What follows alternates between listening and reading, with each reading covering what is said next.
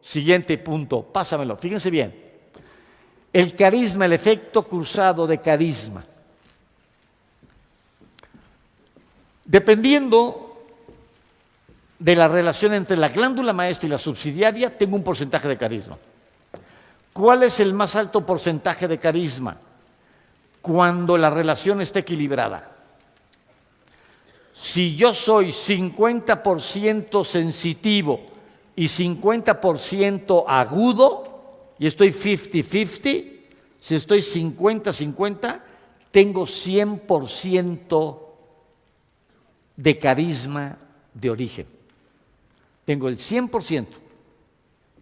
Y entonces va a ser una persona que va a tener sus buenos rasgos de carisma, sin ser carismático.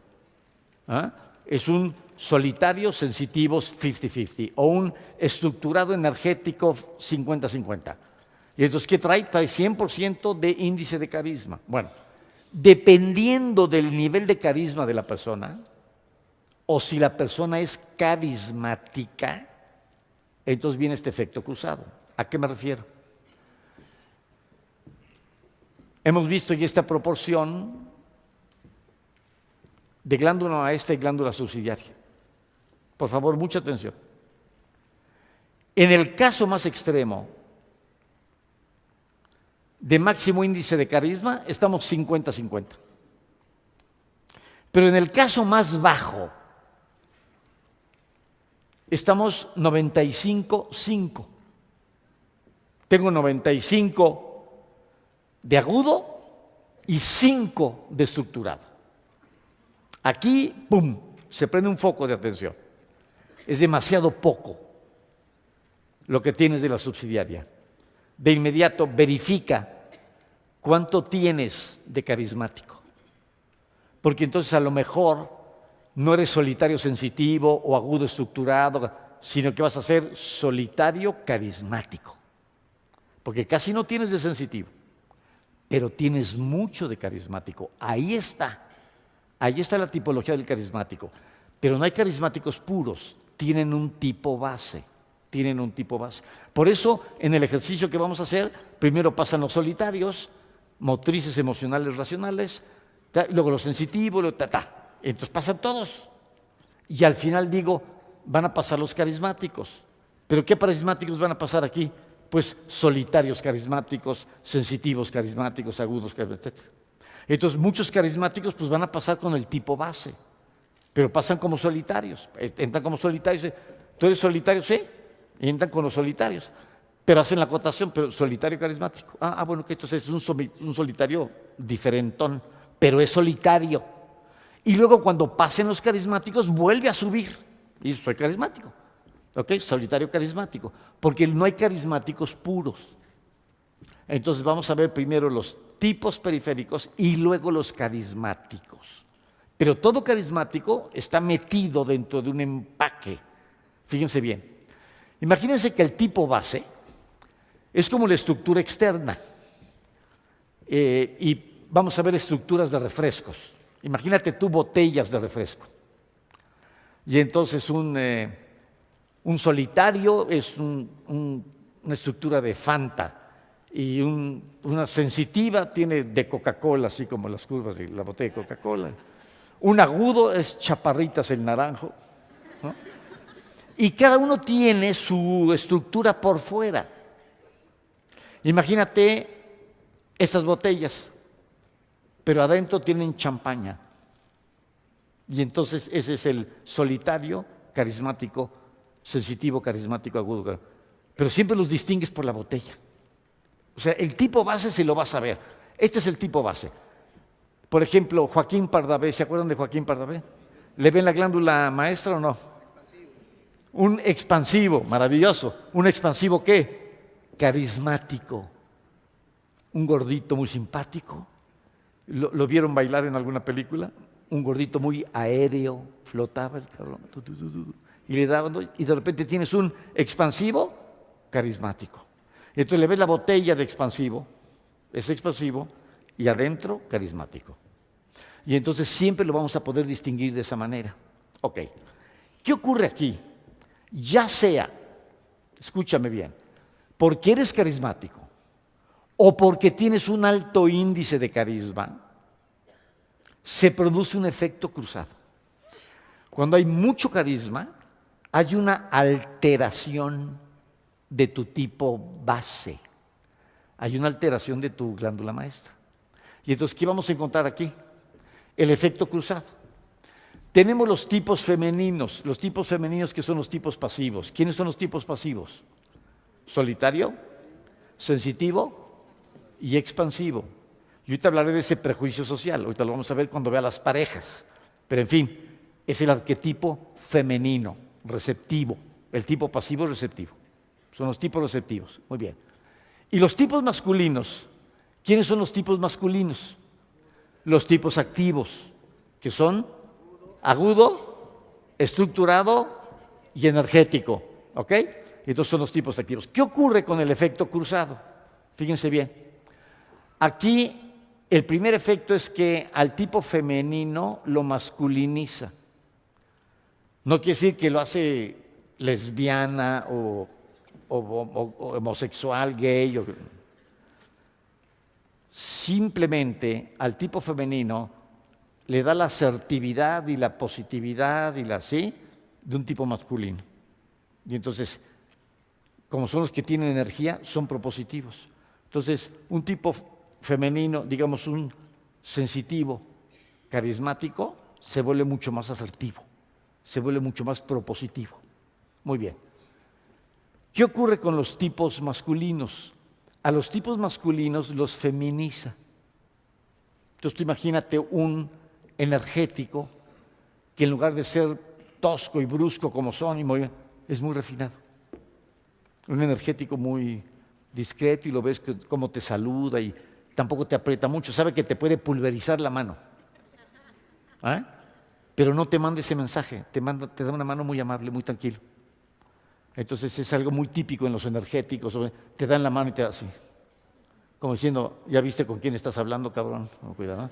Pero le sale la glándula, así es, el pedo es yo controlo. ¿Eh? Hasta en un saludón de mano, no. Ya carismático, te dan la mano más, ¿sí? Y entonces de repente vuelven mucho más sensibles y delicados a los tipos masculinos. También al estructurado, en lugar de ser el tipo pasguato, el tipo tribilín, que es el típico muy estructurado, que son estos así, ¿no? Y que el tipo tribilín parece que no tienen glóbulos rojos en la sangre, parece que tienen balines. Entonces son así como medio densos, le dan una ligereza. Es estructurado, pero es un estructurado más volátil, mucho más ligero y entonces más delicado, ¿ok? Y entonces es el efecto cruzado que tiende a adelgazar las figuras, alargarlas y que tiene este efecto tanto en los tipos femeninos como en los masculinos. Quedó comprendido este primer efecto, ¿no? Porque lo vamos a ver, ¿eh? Ya tengo aquí unas personas localizadas, de repente, mira, aquí está el efecto cruzado del carisma, los vamos a ver. Entonces puede ser un expansivo, mucho más esbelto, sí, y con más asertividad.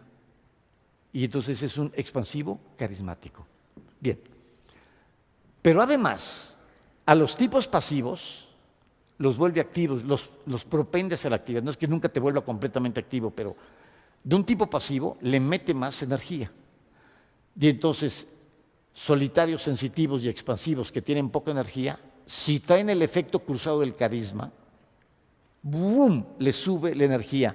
Al tipo pasivo lo vuelve activo y al tipo activo lo vuelve hiperactivo. Entonces imagínate un agudo carismático, trae un acelere espectacular. Y entonces era activo, pues se volvió hiperactivo. Y cuando, imagínate, un niño de 8 años, 9 años, agudo, carismático, motriz. ¿Sabes dónde acaba? En el psiquiatra. No, es que la gente no lo entiende, no lo saben leer. Dicen, pinche escuincle, es un marciano este cabrón. ¿Qué le hago? Y llega con el doctor y dice el doctor, no, vamos a amarrarlo a este cabrón. No, pues vamos a darle pastillas o algo. Y entonces realmente la sociedad no puede leer esto, no lo entienden. No entiende que lo que tiene que hacer ese niño es enseñarle a hacer corrimientos, equilibrios y complementos y enseñarlo a manejar su prodigiosa energía.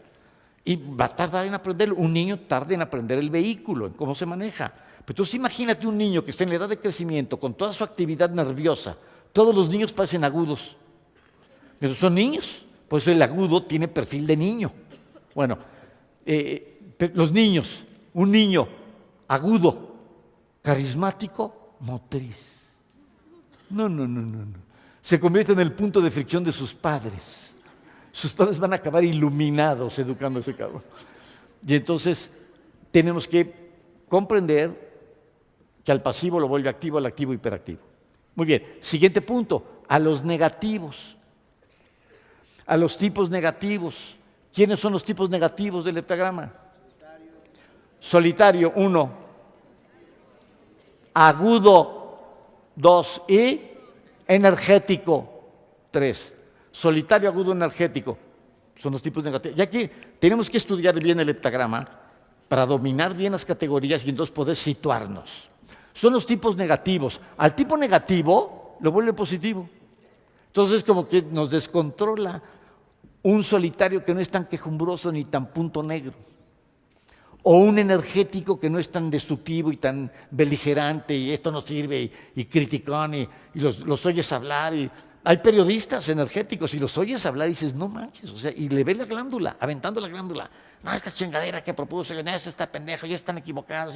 ¿Qué hay que hacer? Pues es muy fácil, rompiéndoles la madre se arregla. Y los oyes y dices, está hablando la glándula.